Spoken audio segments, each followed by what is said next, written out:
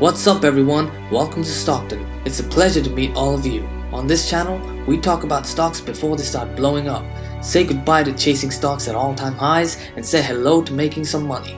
So if this sounds like something you want to take advantage of, then hit that beautiful subscribe button and like the video. Now let's get to it. Before we get into the video, I have to say that I'm not a financial advisor. Anything I say is just my opinion and is for entertainment purposes only. Having said that, if I'm talking about a company, I'll let you know whether I'm personally going to invest in it or not towards the end of the video.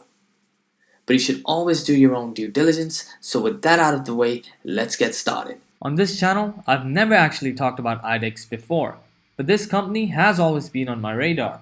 I've traded it a few times in the past, and I was able to make decent returns each time.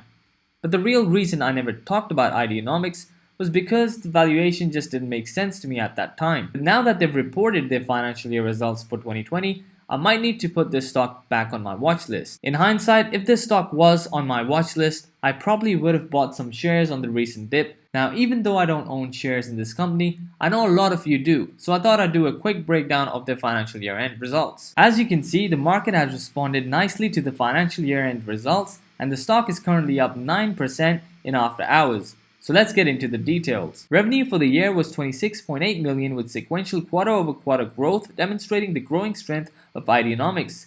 EV revenue in 2020 was $19.5 million versus $2.7 million in 2019, an increase of $16.8 million or more than 600%.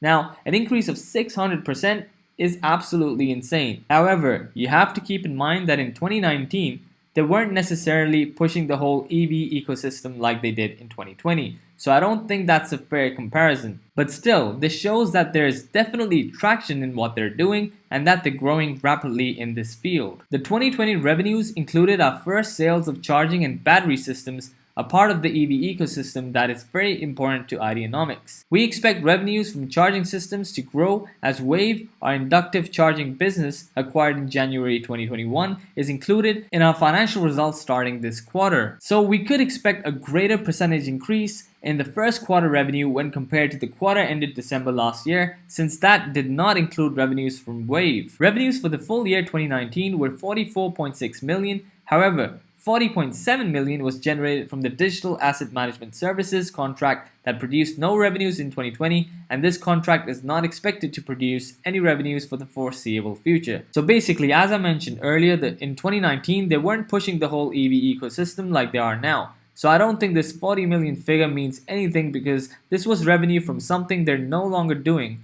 but I guess they have to state this in the report. Now, gross profit for 2020 was $2.1 million, which represents a gross margin of 7.7%.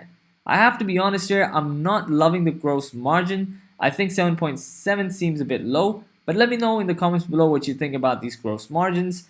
Gross profit for 2019 was $43.1 million, principally from the sale of digital asset management services, which had a gross margin of almost 100%.